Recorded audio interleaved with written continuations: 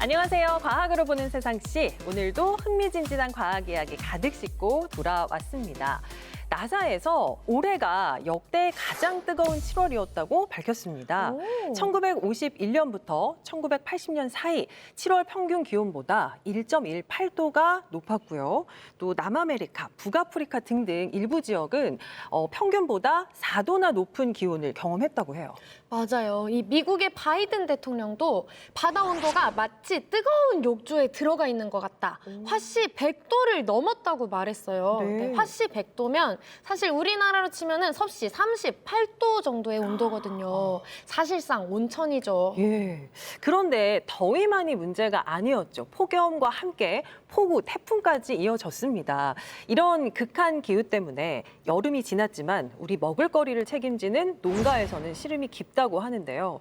올 봄에 냉해 피해가 있었잖아요. 맞아요. 그런데 이제는 또 병충해가 기승을 부리고 있다고 해요. 병충해. 그럼 제가 직접 가서 이 벌레들을 그냥 싹 다 잡아버리면 좀 도움이 되겠죠? 설비 씨 마음은 잘 알겠는데 사실 병충해 하면 물론 벌레도 문제긴 하지만 작물의 병충해 같은 경우에는 세균이나 곰팡이병이 주를 이룬다고 해요. 곰팡이요? 오, 또 새로운 사실을 알아가네요. 근데 작물에 피해를 주는 곰팡이라뇨? 특히 어떤 곰팡이가 영향을 주는 거죠? 그리고 뭐 약 같은 건 없나요? 그리고 이런 여름, 특히나 폭염이나 장마 시즌에 더 기승을 부리는 원인이 있을까요? 우리 솔벤 씨도 확고열이 불이 올랐네요. 조금만 참아주세요. 오늘 그 궁금증 다 해소할 수 있습니다. 심호흡을 해도 이 궁금증이 계속 샘솟고 있어요. 어서 이 곰팡이에 대해서 좀 알려주세요.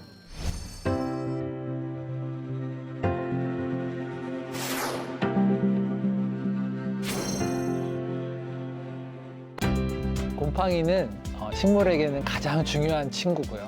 사람에게는 깨끗한 환경을 유지하게 해주는 파수꾼 같은 역할을 합니다.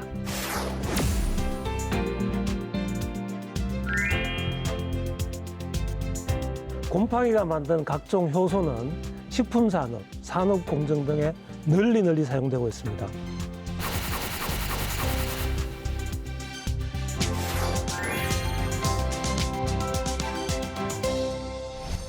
제가 지금까지 과학에 대한 거라면 깊지는 않더라도 얕게, 다양하게 알고 있다고 자부해왔거든요. 근데 오늘은 반성 좀 해야 될 것 같습니다. 왜요? 곰팡이라는 주제를 들으니까 머릿속에 있는 지식창고가 아주 그냥 텅 비어버린 것 같아요. 아마 대부분 그러실 것 같습니다. 그래서 오늘 곰팡이에 대해서 자세히 알아보는 시간을 가져볼까 하는데요. 그에 앞서서 곰팡이의 모든 것을 알려주실 두 분부터 소개해드리겠습니다. 안녕하세요. 농촌진흥청 국립농업과학원 농업미생물은행에서 곰팡이 큐레이터를 하고 있는 홍성범이라고 합니다. 반갑습니다. 예. 저는 인천대학교 생명과학부 최재혁 교수입니다. 저는 곰팡이 네트워크 실험실을 운영하고 있습니다. 곰팡이 네트워크 실험실 하면은 전혀 상상이 안 되는데요. 그러니까. 네. 오늘 아주 기대가 됩니다, 두 분께. 그렇습니다. 혹시 솔비 씨, 곰팡이 하면 솔비 씨한테는 어떤 이미지예요? 일단은 어둡고 축축하고 습하고 그쵸. 꿉꿉하고 거기다가 이 여름만 되면은 죽지도 않고 다시 살아오는 그 질긴 생명력 이런 것들이 생각나는 것 같아요. 저도 사실 비슷합니다. 곰팡이 축축하고 어둡고 그런 곰팡이가 올해 고온다습한 기후와 맞물려서 더 극성을 부리고 있다고 해요. 지난 5월에 세계 유명 과학 저널이죠. 네이처에서 기후변화와 함께 작물의 곰팡이병이 빠르게 확산하면서 세계 식량 공급까지 위협할 수 있다라고 경고를 했습니다. 매년 곰팡이병으로 인한 전 세계 농작물 손실이 많게는 23%에 달한다고 해요. 특히 전 세계적으로 많이 먹는 5대 작물이라고 하는 쌀, 밀, 옥수수, 콩, 감자의 피해 규모가 6억 명을 1년 동안 배불리 먹일 수 있는 양과 맞먹는 그런 수준이라고 해요. 이야, 이거 듣다 보니까 이 곰팡이병이란 게 올해만 극성을 부린 게 아닐 것 같아요. 네. 혹시 홍 박사님, 과거에도 이런 비슷한 사례가 있었을까요? 예, 맞습니다. 인류 역사에 큰 영향을 끼친 대표적인 곰팡이병이 아일랜드의 감자역병입니다. 감자역병. 예, 그 당시에 아일랜드의 주식이 감자였어요. 근데 감자를 재배한 포장에 곰팡이 병이 대발생을 해서 1845년도부터 51년도까지 6년 동안에 100만 명 이상이 굶주림과 질병으로 사망을 하게 되었고요. 아유, 너무 안타깝네요. 예, 200만 명 이상이 식량을 찾아서 해외로 이주를 하게 됩니다. 그때 많은 사람들이 미국으로 건너갔어요. 그때 미국은 이제 서부 개척 시대였거든요. 그래서 인력난에 시달릴 때였는데 아일랜드에서 미국으로 건너간 사람들이 동부 산업지에서 산업체에서 일을 하고 그다음 서부 개척지에서 미국의 발전을 위해서 크게 공헌을 하게 됩니다.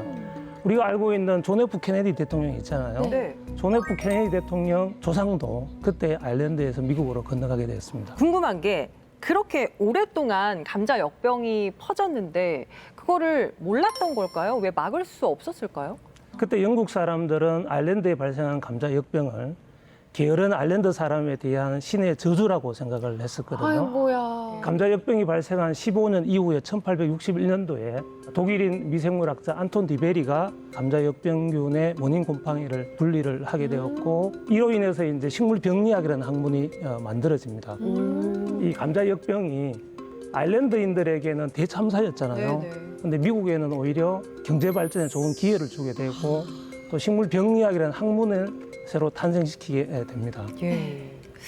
제가 이제 들었던 게 우리가 커피 진짜 많이 마시잖아요, 요즘에. 이 맞아요. 커피 나무가 곰팡이에 굉장히 취약하다고 들었는데 이거 맞나요, 교수님?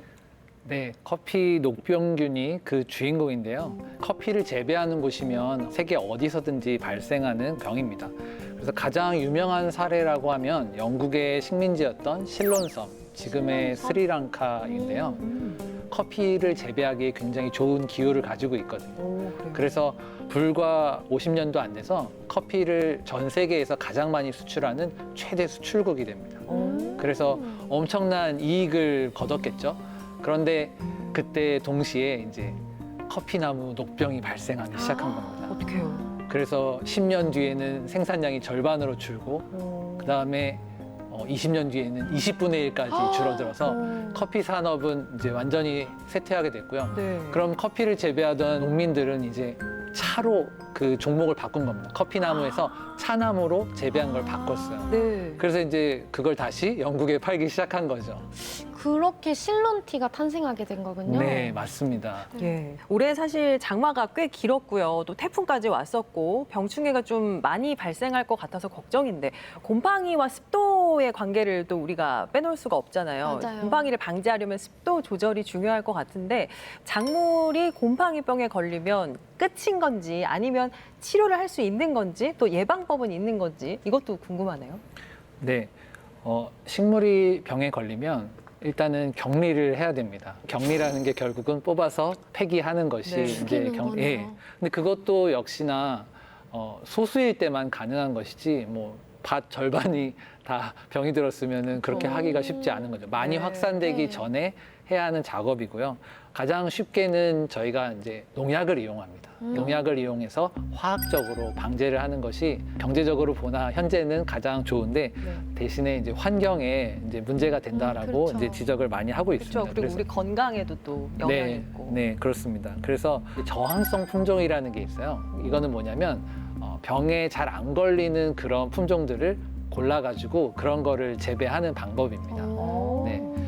그다음에 좀 다른 방법으로는 생태적으로 접근하는 방법이 있는데요. 다 벼만 재배하는 게 아니고 여기 있는 벼를 재배하면 그 다음에는 또 다른 작물, 콩이나 이런 다른 작물을 재배하고 다시 벼를 재배하고 이런 식으로 중간중간에 다른 것들을 재배하면서 서로 병이 옮겨가지 않도록 병이 옮겨가는 걸 막아주는 그런 효과를 볼 수 있는 방법도 있습니다. 예, 방법이 있네요. 그러니까요. 지금까지는 이 작물의 곰팡이병에 대해서 이야기를 했잖아요. 지금부터는 이 곰팡이가 대체 뭔지, 너 대체 누구니?라는 질문을 좀 해보고 싶어요. 네. 대체 얘는 어떤 생물인가요?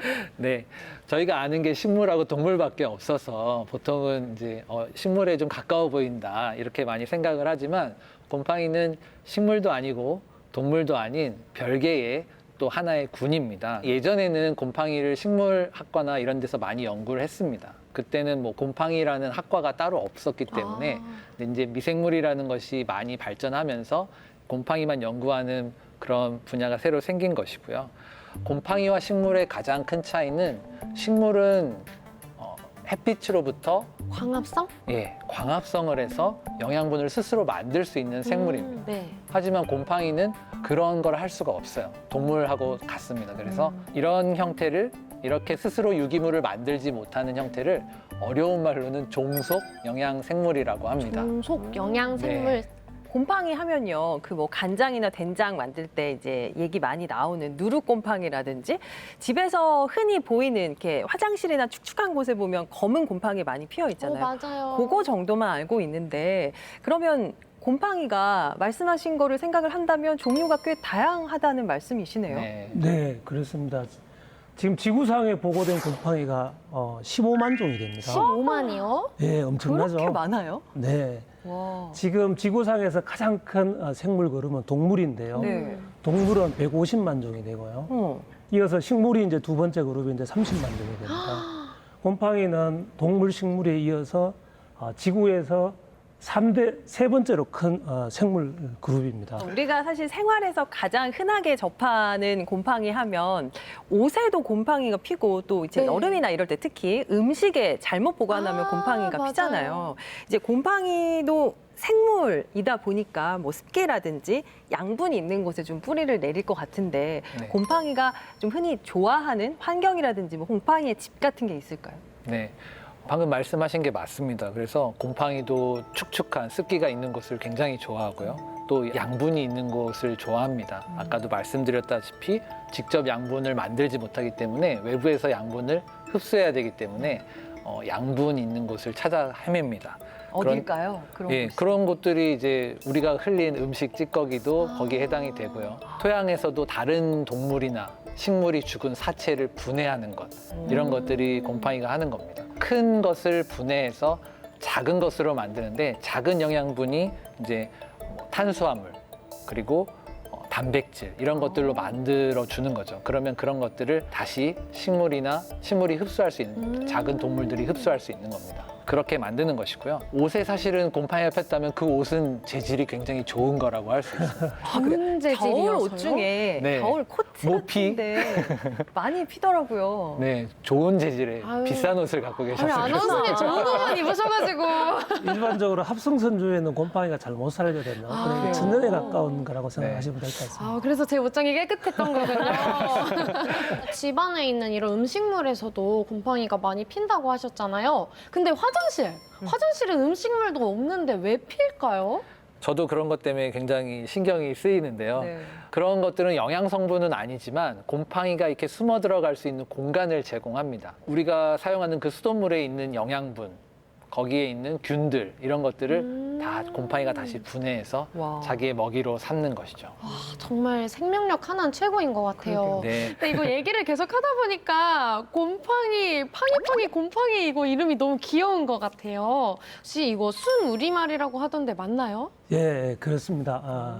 곰팡이는 순 우리말인데요. 곰피다라는 말하고 앙이라는 말의 합성어입니다.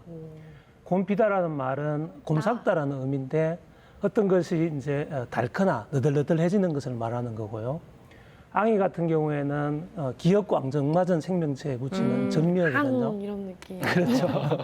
그래서 이제 곰팡이라는 말은 어떤 물질이나 물체를 분해하는 작은 생명체라는 의미를 갖고 있는 순 우리말이 되겠습니다. 갑자기 우리말 프로그램 된 것 같아요, 저희가. 근데 이제 곰팡이가 작다고 해서 숫자가 적은 건 아니에요. 네. 곰팡이는 아까도 이야기했지만 15만 종의 큰 그룹이거든요. 네. 그래서 거기에는 버섯도 속하고 그다음에 이제 효모도 속하는데 혹시 그거 아셨어요? 그러니까 어. 들어본 거는 같은데 네. 인정하고 싶지 않았어요. 제가 그러니까요. 버섯을 굉장히 좋아하는데 아, 그럼 그래요? 나는 곰팡이를 좋아하는 사람인가? 라는 생각을 했던 적이 있거든요. 그럼 버섯을 버섯찌개 이런 거는 좋아하시는구나. 곰팡이 찌개인 거고 그렇죠, 그렇죠. 버섯 불고기는 곰팡이 불고기인 거고 예, 그게 우리가 이제 곰팡이의 한 사례를 이해를 하면은 왜 이제 버섯이 곰팡이인지 쉽게 알 수가 있는데요. 곰팡이에서 가장 특징적인 기관이 이제 곰팡이 실이라는 것입니다. 실 예, 곰팡이 실인데 곰팡이 실을 이제 한문으로 하면은 곰팡이 균자에 실사자를 써서 균사라고 해요. 이 균사가 이제 주변의 영양분을 습득을 해서 어른균사가 되고 이 어른균사가 다시 이제 포자를 만들면은 곰팡이의 이제 한 사리가 완성이 되거든요.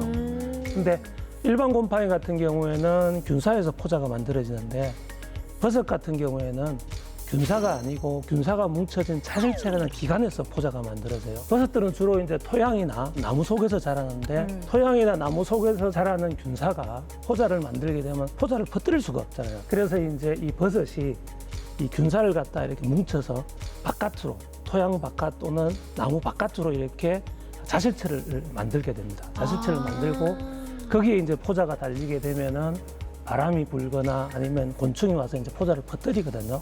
네네. 그래서 버섯을 한마디로 요약을 한다면은 곰팡이의 꽃이라고 할 수가 있습니다. 그래서 꽃을 드셨다 이렇게 생각하시면 이거 더 충격적인데요. 아니, 이렇게 생각하지. 곰팡이를 먹은 게 아니고 나는 꽃을 먹었다. 예, 그렇게 어쩐지 생각을- 맛있더라고요. 그다음에 이제 효모 이야기도 좀 해야 될 것 같은데요. 아까 이제 버섯이 그 토양하고 그다음에 나무에서 자라는 것처럼 효모는 액체 상태에서 자라요. 그래서 액체 상태에서 자라는 효모가 굳이 어딜 잘 침투하는 균사를 낼 필요가 없거든요. 그래서 효모 같은 경우에는 포자가 균사 없이 다시 포자를 만듭니다. 그래서 효모가 이제 일반적으로 액체 상태에서는 포자로 자라지만 얘가 고체 배지 상태에서는 다시 또 일반 곰팡이처럼 균사로 자라요. 그래서 결론적으로 말씀을 드리면은 버섯이나 효모는 곰팡이의 일생 중에서 한 부분에 해당한다. 이렇게 이해를 하시면 될 것 같습니다. 그러니까 이 곰팡이라는 게 있고 얘가 조건에 따라서는 더 멀리 퍼지기 위해서 버섯이 되기도 하고 네. 액체 속에 있으면 효모가 되기도 하고 다양한 방향으로 나아가는 거예요. 그렇죠. 예. 아니 근데 이 곰팡이가 15만 종이나 되는데 제가 알고 있는 곰팡이는 사실 연계인 것 같아요. 저 정말 이 곰팡이들이랑 좀 친해지고 싶은데 어디 나랑 친해질 팡이야? 저기로 가면 되겠다.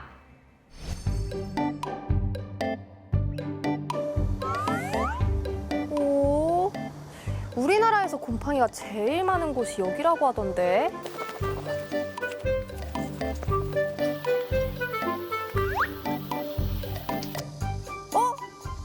필요한 곰팡이를 구해드립니다? 진짜 곰팡이를 다 구해주시는 거예요? 그럼요. 저희 은행은 국내에서 자라는 곰팡이뿐만 아니고 해외에서 들여온 곰팡이들도 굉장히 많이 있거든요. 제가 은행이라고 들었는데요. 은행에도 곰팡이가 있나요? 그럼요. 네, 따라 들어가 보시면 아시게 될 거예요. 네.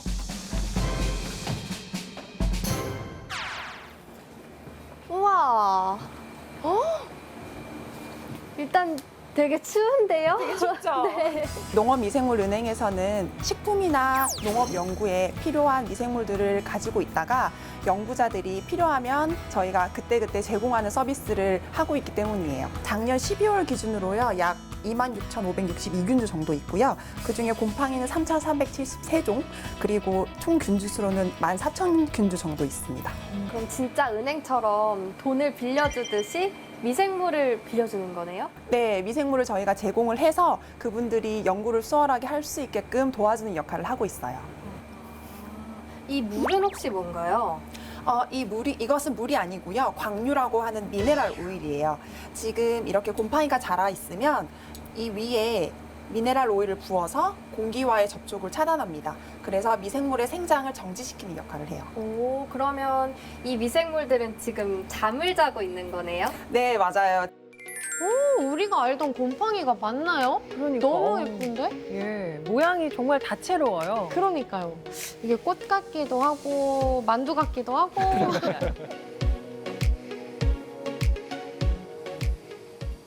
이 숫자들은 혹시 어떤 의미인가요? 이 숫자 제일 처음에 4라고 되어 있는 거는요. 저희가 미생물 중에 곰팡이를 4로 분류했습니다. 뒤에 8738이라고 되어 있는 거는 KCC에 8738번째로 이 균주가 들어왔다는 의미를 나타내고 있어요. 머리카락처럼 생긴 곰팡이도 있어요. 네, 그래서 저희가 이 균주를 머리카락 곰팡이라고 부르고 있어요. 빠르게는 1초당 1cm 정도까지도 자라거든요. 제가 듣기로는 인류를 구한 고마운 곰팡이가 여기에도 있다고 하던데요. 네, 맞아요. 바로 이 곰팡이입니다. 보시면은 색깔이 푸른색을 띠죠. 네. 그래서 지금 이거를 저희가 푸른 곰팡이라고 부르고 있어요. 여러 종류의 나쁜 세균을 죽이는 항생작용을 하는 아주 고마운 곰팡이입니다. 플레밍이 최초로 발견한 그 균주를 하워드 플로리가 미국에서 페니실린 상용화에 성공을 했고 그 균주의 손자의 손자뻘쯤 되는 균주가 바로 이 균주예요. 이게 유명한 그 곰팡이군요. 이렇게 중요한 곰팡이들을 보관하는 방법도 좀 남다를 것 같은데요. 처음 보신 광유보존법 말고도 저희는 액체질소 보존법, 그리고 초저온 냉동 보존법, 그리고 동결건조 보존법 이렇게 총 4가지 보존법을 이용을 하고 있습니다. 지금 분양 신청이 들어왔는데 한번 같이 가보실까요? 분양 신청이요? 네, 지금 효모가 세균주가 신청이 들어왔거든요. 분양 진행 상태가 지금 현재 신청이 되었고 접수 중이고 그리고 잘 키워진 미생물을 발송이 준비가 됐다고 하면 발송 준비 중으로 뜹니다. 결제는 무료네요. 국가기관이나 그리고 뭐 연구소 그리고 대학 등의 저희의 일반 미생물들을 무료로 제공하고 있어요. 곰팡이 포함해서 뭐 세균, 버섯, 효모 해서 한 달에 약 한 300균주 정도 배양을 하고 있어요. 한 달에 300균주요? 연구원님, 분양 신청이 들어왔는데요. 뭐부터 하면 될까요? 먼저 균주를 새롭게 배양하는 과정을 시작해야 됩니다. 스트로우를 먼저 이제 알코올이 묻은 이제 티슈로 조금 닦아내고 멸균된 가위를 사용해서 이 밑부분을 비스듬하게 잘라줍니다. 루프를 사용해서 이 새로운 플레이트에 옮기면 되는데요. 곰팡이가 잘 자랄 수 있는 적정 온도가 보통 25도씨이기 때문에 그 배양실로 가서 한 일주일간 배양을 하게 됩니다. 지금 이렇게 보시는 화면은 해부 현미경으로 관찰한 곰팡이 사진인데요. 이 해부 현미경으로는 최대 100배까지 확인할 수가 있습니다. 이게 조금 더 세세하게 보이는 것 같아요. 네, 좀 더 확대된 모습을 이 현미경으로 관찰할 수 있고요. 저희가 이제 일반적으로 볼 수 있는 배율은 이제 최대 1000배까지 빛을 통해서 볼 수 있는데 그 이상의 고배율을 확인하려면 전자가 필요합니다. 현미경이 아니라 이제 오, 이렇게 더 가까이서 보니까 꽤 예쁜데요, 곰팡이가? 네, 맞습니다. 특히 지금 이 곰팡이는 이제 아스페 곰팡이라고 하는데요. 이 아스페 곰팡이는 이렇게 보시다시피 꽃 모양처럼 생긴 분생 포작가를 형성을 하고 있습니다. 그럼 특별히 전자현미경으로 곰팡이를 관찰해야 하는 이유가 있을까요? 전자 현미경은 이제 일반 현미경이 볼 수 없는 이제 세포 내부 구조의 초고해상도 이미지를 확인할 수가 있습니다. 또한 이제 형태학적으로 종을 구별할 수 있는 곰팡이에서 이런 세부 구조의 초고해상도 이미지는 매우 중요한 결과로 보여집니다. 천의 얼굴을 가진 곰팡이. 오늘 이 곰팡이의 새로운 세계를 제가 본 것 같아요. 발효식품, 버섯, 의학, 그리고 우리 생활 전반에 곰팡이가 꼭 필요한 존재였네요. 저희 미생물은행에서는 계속 끊임없이 소중한 이제 국가 자원인 미생물을 계속 보존을 하고 원하는 연구자분들에게 정확한 균주를 제공할 수 있게 관리를 진행할 예정입니다. 추가적으로는 우리나라에 분포하고 있는 다양한 곰팡이를 발견을 해서 그것 또한 보존을 할 계획이 있습니다. 여러분, 곰팡이는 없애야 할 존재가 아니라 우리 삶에 꼭 필요한 소중한 존재란 거 아셨죠? 그리고 곰팡이가 필요한 연구자분들, 이곳 농업미생물은행에 꼭 문의 주세요. 필요한 곰팡이를 구해드립니다. 아, 네. 곰팡이를 현미경으로 보니까 뭐랄까요? 제각각 개성이 좀 뚜렷하다고 할까요? 뭐 예쁜 모습도 있고 우리가 미처 보지 못했던 뭔가 새로운 세상을 만나고 온 그런 느낌이었어요. 그러게 말이에요. 네. 이 플레밍이 만든 그 유명한 페니실린 곰팡이의 손자의 손자, 직계 자손까지 가지고 있더라고요. 네. 진짜 새로운 세상인 것 같아요. 네, 그런데 저희가 생명체라고 하면 다 괜히 이제 태어난 게 아니다. 존재 이유가 있다고 합니다. 교수님, 곰팡이가 생태계에서 이제 수행하는 역할이 또 있겠죠. 네, 곰팡이는 식물의 가장 중요한 친구고요. 도우미가 되고요. 또 사람한테는 깨끗한 환경을 제공해주는 그런 파수꾼 같은 역할을 하고 있습니다. 예, 곰팡이의 뭔가 또 다른 그런 모습이네요. 우리가 평소에 생각했던 곰팡이와 좀 다른 곰팡이가 하고 있던 우리가 몰랐던 역할이라고 하면 뭘까요? 곰팡이는 식물의 파트너입니다. 약 5, 6억 년 전에 지구상의 육지는 바위와 사막으로 돼 있어서 낮에는 매우 덥고 밤에는 매우 추워서 식물이나 동물 같은 고등식물이 살지를 못했습니다. 대신에 이제 바닷속이나 아니면 강에는 긴 미역, 발해, 청각 같은 조류들이 살고 있었는데요. 이 조류들이 육지로 올라오고 싶어 했습니다. 그런데 이 조류들은 뿌리가 튼튼하지 않았거든요. 그래서 조류들이 이제 육지로 올라올 수 있었던 거는 지상부에는 조류들이 살면서 이 조류들이 이제 강합성을 하고 네. 뿌리 부분에는 곰팡이가 살면서 토양속에 흩어진 무기물을 이제 이렇게 모아서 서로 협력하는 생명체로서 이제 원시 식물이 이제 탄생을 하게 됩니다.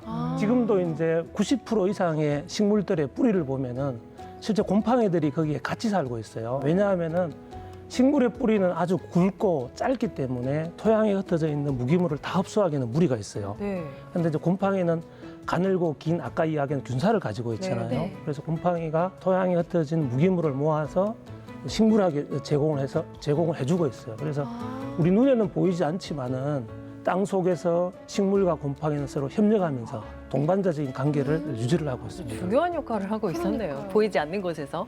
아니 근데 듣다 보니까 좀 엉뚱한 상상이 하나 떠올랐어요. 얘들이 그 뿌리 아래에서 같이 연결을 해주고 있잖아요. 그럼 한 식물하고만 연결이 된 게 아니라 얘랑도 연결되고 쟤랑도 연결되는 그런 거대한 네트워크를 만들 수도 있지 않을까요? 네, 맞습니다. 그래서 실제로 어떤 미생물 학자들은 그렇게 주장을 하기도 합니다. 곰팡이가 세상에서 가장 큰 생물이라고 말을 합니다. 다 왜냐하면 연결이 돼 있는 나무와 연결. 나무를 연결해서 이쪽 끝에 있는 곰팡이가 뭐 한 1km 떨어진 곳에도 같은 종류의 곰팡이가 동일하게 나오고 연결이 돼 있다고, 그래서 가장 큰 생물이라고 말하는 그런 학자들도 있고요. 실제로 곰팡이의 역할이 식물과 식물을 이렇게 연결해주는 그런 통로 역할, 상인 역할을 합니다.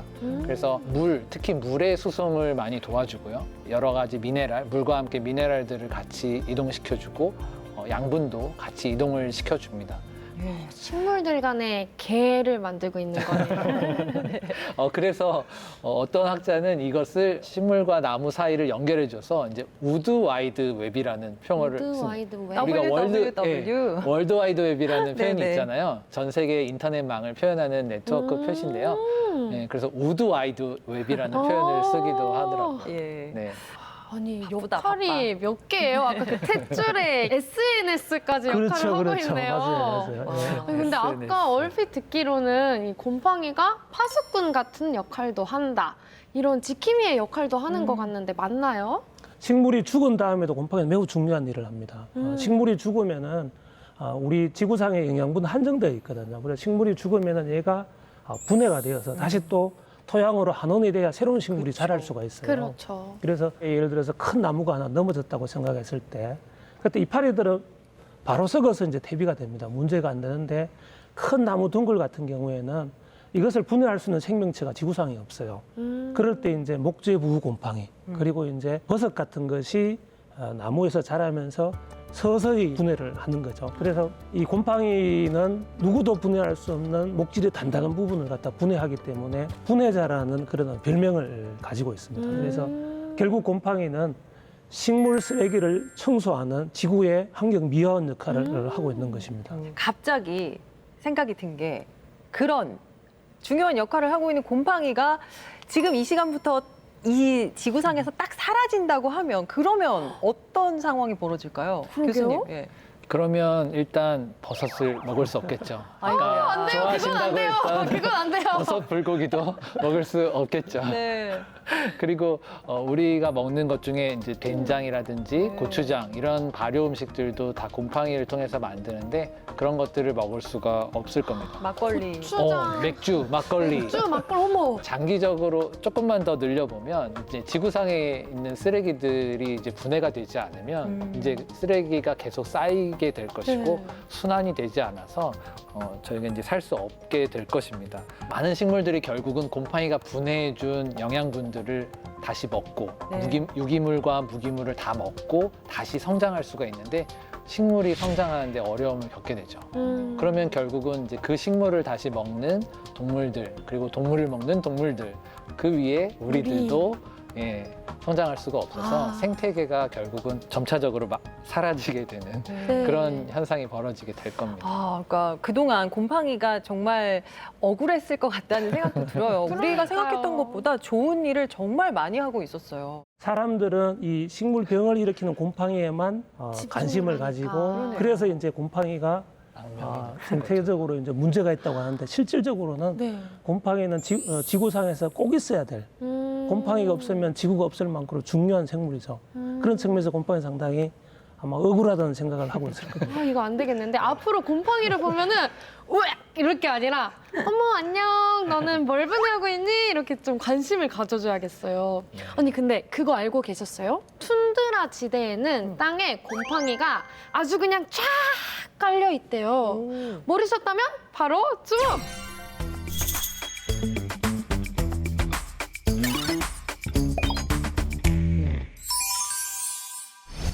우리는 앞서 곰팡이는 습도가 높은 환경에서 자라고 외부에서 영양분을 섭취해야 한다고 배웠습니다. 그런데 어떤 곰팡이들은 이런 조건이 아니라도 살 수 있습니다. 바로 사막이나 극지 같은 척박한 환경에서 사는 지의류입니다. 지의류는 곰팡이가 다른 종의 생물과 함께 살고 있는 공동체라고 할 수 있는데요. 같이 살 친구와 역할 분담은 확실하게 한답니다. 광합성을 할 수 있는 친구만 데리고 사는 거죠. 스스로 영양분을 만들 수 없는 곰팡이는 광합성을 통해서 영양분을 만들 수 있는 다른 미생물을 초청합니다.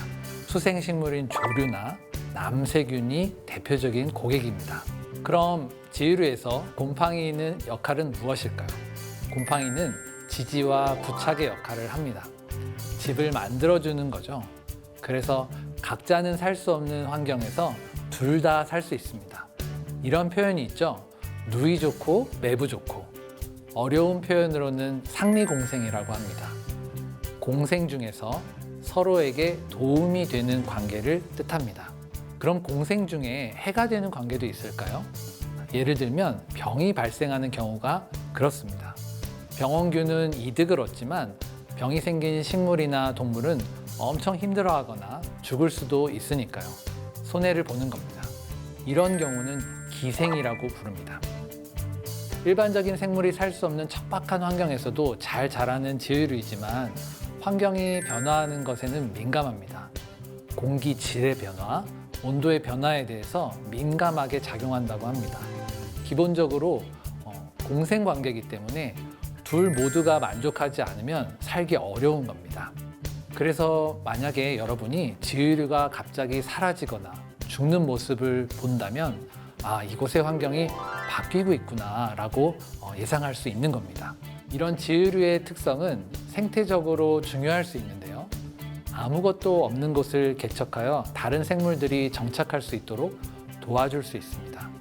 예를 들어 화산 활동으로 마그마가 덮어버린 지역이 있다고 하면 지의류가 그곳에서 자라면서 다른 동물들의 먹이가 되어주기도 합니다. 또 어떤 종류의 지의류들은 독특한 색소를 만드는데요. 보통 보호용으로 이런 색소들을 이용합니다. 이런 색소는 인류에게 오랫동안 염료로서 또 이용되었습니다.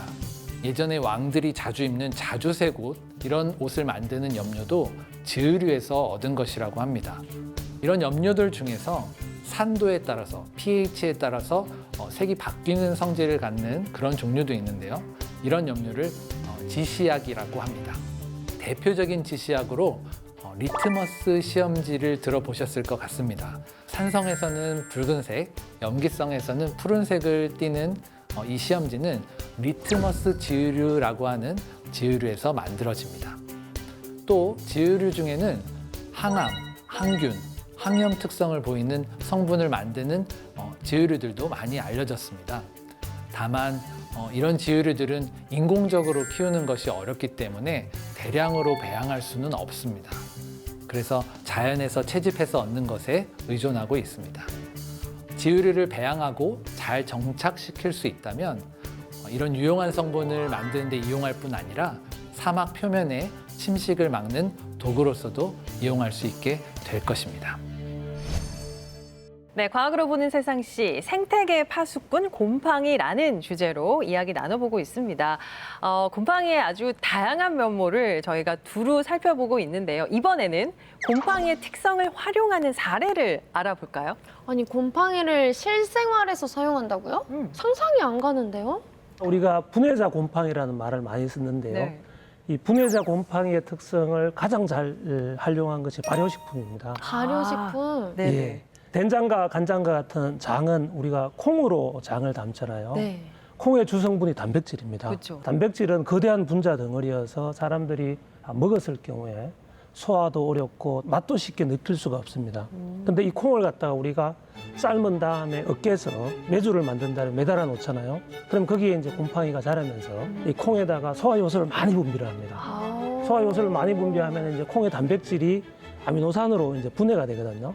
이 아미노산이 중에서 이제 글루탐산이라든가 아스파탐산 이런 것들이 감칠맛을 내게 돼요. 아니, 그러면은 곰팡이가 자기가 먹으려고 열심히 상처를 그렇죠, 놨는데 그렇죠. 예, 저희가 예, 숟가락 예. 딱 얹고 먹어버린 거네요. 그렇죠, 그렇죠.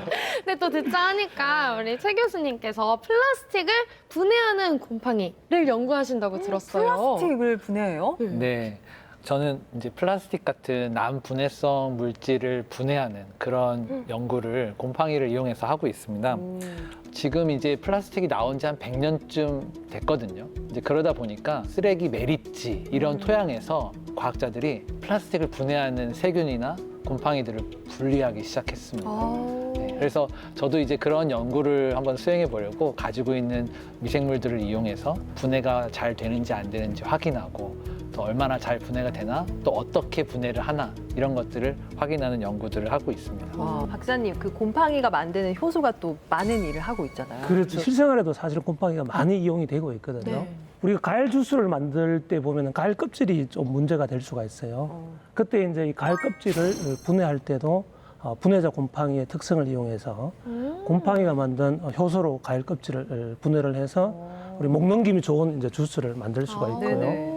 그리고 우리가 이제 집에서 그 세탁용 세제를 쓰잖아요. 네. 세탁용 세제도 사실은 곰팡이가 만든 효소입니다. 그래요? 세제를요? 이 곰팡이 효소가 우리 옷에 묻은 이제 때를 갖다가 이제 분해를 하는 게 이게 이제 세탁의 과정이라고 보시면 될 것 같습니다. 때를 분해한다. 예, 예. 정말 모든 걸 다 분해할 수 있네요. 그렇죠. 네. 옷에 있는 때도 사실은 탄수화물, 지방 이런 것들 구성이 돼 있거든요. 그래서 결국 그런 부분도 곰팡이가 분해할 수 있는 대상이 되는 겁니다. 그리고 많습니다. 우리 이제 사이다 같은 음료를 만들 때 이제 구연산이라는 물질이 사용되거든요. 네. 예, 그 구연산도 곰팡이가 만든 구연산을 사용을 하는 겁니다. 네, 그래서 우리가 몰라서 그렇지 우리 주변에는 곰팡이가 만든 효소 또는 곰팡이가 만든 많은 물질들이 이용이 되고 있습니다. 뭐 이 정도면 곰팡이 없으면 우리가 살기가 쉽진 않을 것 같은데. 그러니까요. 그렇죠. 예. 특히나 이 맛에 있어서 곰팡이가 많은 맛들을 더해주고 있었네요. 맞아요. 그렇죠. 우리가 지금 곰팡이 얘기를 나누고 있는데 곰팡이 하면 또 이 얘기 안 할 수 없죠. 페니실린. 네, 맞아요. 페니실린 전에는 수술 같은 거 하거나 아니면 그냥 못 같은 데 찔리기만 해도 감염병이 생겨가지고 팔다리를 자른다든지 아니면 죽을 수도 있는 그런 상황에 처하는 게 많았는데 이제는 그런 상처들이 생겼을 때 수술을 했을 때 그 이후에 이제 안전하게 다시 회복할 수 있게 도와주는 역할을 하고 있습니다. 들으면 들을수록 더더더 정말 놀라운 곰팡이의 세계인 것 같아요. 하지만 아직 끝이 아니라는 거 한 번 더 놀랄 준비하시죠.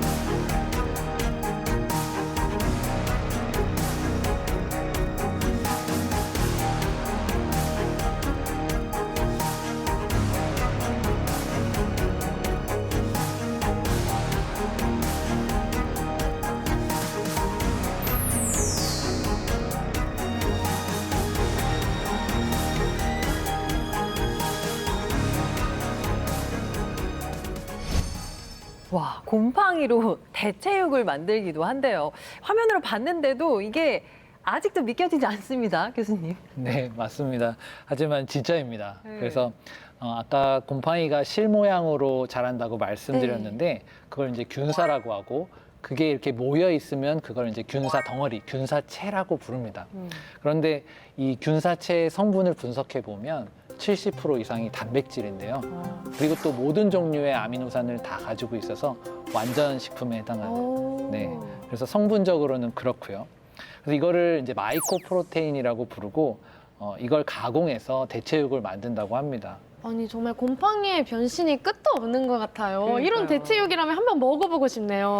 근데 이쯤 되면은 이 곰팡이를 잡는 곰팡이, 그 위에 곰팡이도 있을 것 같아요. 제가 속한 농촌진흥청 국립농업과학원에서 연구하는 부분을 일부를 소개를 하면은 여름철에 저희들이 이제 시원한 오이 냉국을 먹는 오이 있지 않습니까? 네. 예, 그 오이 잎에는 보면은 흰가루병이라는 흰색의 곰팡이가 피게 됩니다. 그러면은 이제 이 잎을 막으니까 이제 강합성이 잘 안 되고 오이의 수확이 떨어집니다. 근데 오이는 우리가 생식을 하잖아요. 네네. 생식을 하는데 농약을 치면 유통이 안 될 거잖아요. 그렇죠. 그래서 이 오이 흰가루병을 죽일 수 있는 오이 흰가루병에 기생하는 이제 유용한 곰팡이를 분리를 하게 되었고요. 이 곰팡이를 오이 흰가루병이 발생했을 때 초기에 이렇게 살포를 하면은 오이 흰가루병을 방제를 할 수가 있습니다. 이게 두 분 말씀을 들으면 이제 놀라움을 넘어서 이제는 정말 곰팡이한테 미안한 마음까지 듭니다. 곰팡이를 연구하는 분들은 뭐 더 속상하시겠어요. 예, 그래요. 지금까지 말씀 나눈 것처럼 네. 곰팡이는 생태계에서 매우 중요한 역할을 하고 좋은 일을 하는데 지금도 보면은 우리 곰팡이가 핀 계란이라든지 곰팡이가 핀 벽지 등 꼭 부정적일 때만 곰팡이를 이용을 하고 있거든요. 맞아요. 그래서 특히 좀 언론에서 이 곰팡이의 좀 긍정적인 부분을 좀 많이 이야기해 줬으면 좋겠습니다. 예, 노력하겠습니다.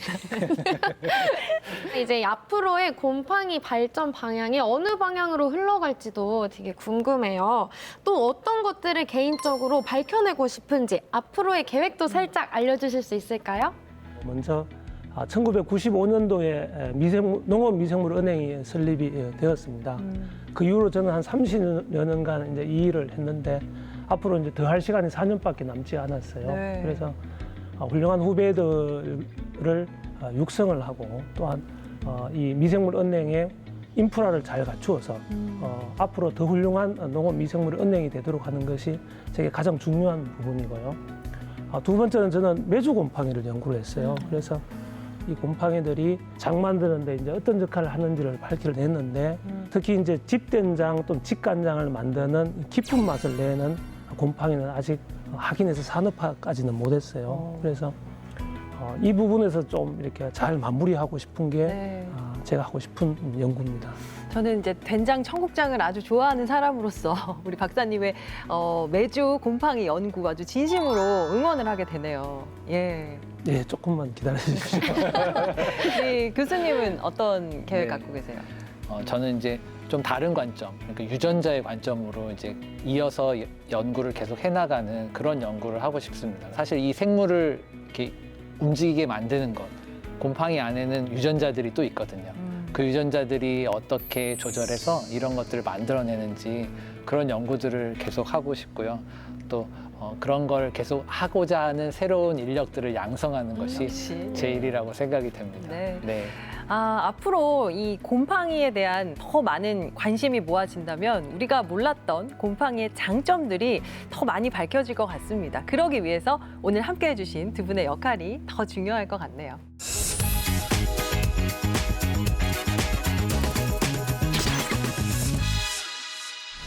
따끈따끈한 과학계 소식을 알아보는 과학 이수다. 과학통신원 강솔빈입니다. 그동안 과학계엔 어떤 뉴스들이 있었을까요? 이수다.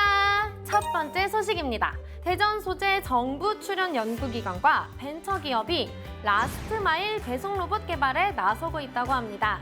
라스트마일 배송 로봇이란 배송 과정의 마지막 단계를 대신하는 배송 로봇을 말하는데요. 로봇이 사람을 대신해 택배나 식품 같은 배송의 마지막 단계를 담당하는 것을 의미합니다. 한국통합물류협회에 따르면 2021년 기준 택배 물동량은 37억 7,300만 상자에 이르고 있다고 합니다. 거기다 명절과 같은 특정 시기나 당일 배송, 빠른 배송과 같은 새로운 서비스의 등장으로 택배 기사님들의 업무가 가중됐는데요. 이러한 문제를 해결하기 위해 한국기계연구원과 대덕개발연구특구 소재 로봇 기업 등이 배송 마지막 단계에서 활용할 수 있는 이 로봇과 운영 기술을 개발하고 있다고 하네요. 이 사업은 2027년 말까지 배송지 인근의 소규모 물류시설이나 소규모 스마트 택배함에서 사람이 아닌 로봇이 택배를 받아 소비자의 집 현관까지 배달하는 것을 목표로 하고 있습니다. 이에 따라 택배 차량의 지상 출입을 둘러싼 갈등이나 택배 기사님의 노동 강도를 낮추는 효과를 기대하고 있다는데요. 빠른 시일 내에 개발이 완료돼서 좀 더 나은 택배 기사님의 업무 환경이 만들어졌으면 좋겠네요. 이쓰다! 두 번째 소식입니다. 국내 공동연구진이 차세대 배터리로 각광받는 연료전지의 수명을 획기적으로 늘리는 데 성공했다고 합니다. 연료전지란 청정에너지원인 수소를 이용해 고효율로 전력을 생산하는 장치를 말하는데요. 여기에 포함된 소자들은 온도가 낮아짐에 따라 전극 반응의 속도도 저하돼서 효율이 아주 크게 떨어지는 문제점이 있었는데요. 국내 공동연구진은 이 문제를 해결하기 위해 페로브스카이트 소재에 주목했습니다. 페로브스카이트 소재의 높은 원자가 이온을 도핑해 매우 불안정한 결정 구조를 안정화하는 데 성공! 최장 100시간의 수명을 가졌던 기존 전극보다 7배나 뛰어난 700시간 수명을 입증했답니다. 이야, 이것이 과학이 빚어낸 신기원 아닐까요? 차세대 핵심 소재라고 해도 손색이 없겠네요. 이쓰다! 오늘 제가 준비한 소식은 여기까지입니다. 다음 시간에도 따끈하고 재미있는 과학계 소식 풍성하게 준비해 올게요. 과학 모두 이쓰다! 생태계의 파수꾼 곰팡이라는 주제로 오늘 함께 했습니다. 솔빈 씨 어떻게 궁금했던 거 많이 풀렸어요, 오늘? 아니요.